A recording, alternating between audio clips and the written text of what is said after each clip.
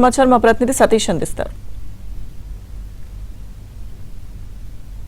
తెలుగు టెక్కి రాధా గాయత్రి పైన ఏదైతే మొత్తం సంచలనం రేపిందో ఈ హత్య కేసు ముస్సోరి పోలీసులు నిందితుడిగా శ్రీచరణ్ చేర్చుతూ ఎఫ్ఐఆర్ నమోదు చేశారు. అయితే ప్రస్తుతం రాధా గాయత్రి తల్లి రాష్ట్ర తెలుగు అధ్యక్షులు మన గాజువాక నియోజకవర్గ ఎమ్మెల్యే పల్లా శ్రీనివాస్ను ఆయన నేరుగా అధికారికంగా కలిసి ఆమె యొక్క ఫిర్యాదుని నేరుగా చెప్పడం జరిగింది. అయితే దీనికోసం మనం ఆయనతో కూడా మాట్లాడే ప్రయత్నం చేద్దాం. సార్, ఈ శ్రీచరణ్ అదేవిధంగా రాధా గాయత్రి ఎపిసోడ్ టోటల్గా మనం చూసుకున్నట్లయితే అనేక అనుమానాలు, ఎఫ్ఐఆర్లో కూడా 11 అనుమానాలను వీళ్ళు చేర్చుతూ కూడా వాళ్ళు కంప్లైంట్ కూడా ఇవ్వడం జరిగింది.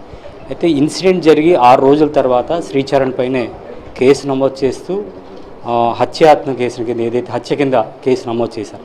ఎట్లా చూడొచ్చు సార్ శ్రీచరణ్ తాలూకా కదలికలు కావచ్చు, ఆయన పైన వచ్చే ఆరోపణలు ఎట్లా చూడొచ్చు? శ్రీచరణే మర్డర్ చేశాడండి, ఇంకా అందులో డౌట్ పడక్కర్లేదండి. ఎందుకంటే ఆ కేసుని డే 1 నుంచి నేను కూడా పేపర్లో ఫాలో అవుతున్నాను. ప్లస్ వైజాగ్ అమ్మాయి 27 సంవత్సరాల పాప అలాగా మర్డర్కి గురైంది అంటే కారణం వాడే ఆ శ్రీచరణ్ అనే నాకు అనుమానం అండి.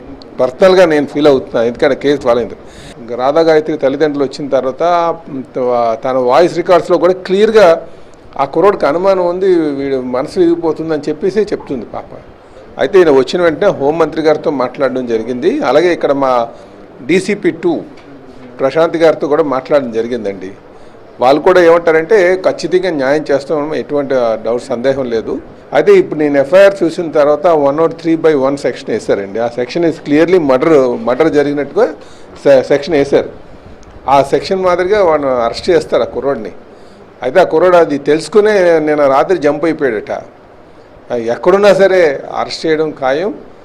న్యాయం జరిగే వరకు కూడా పోలీస్ యంత్రాంగం వారికి సపోర్ట్గా ఉంటుంది, ప్రభుత్వం కూడా సపోర్ట్గా ఉంటుందని చెప్పి తెలియజేస్తున్నాను.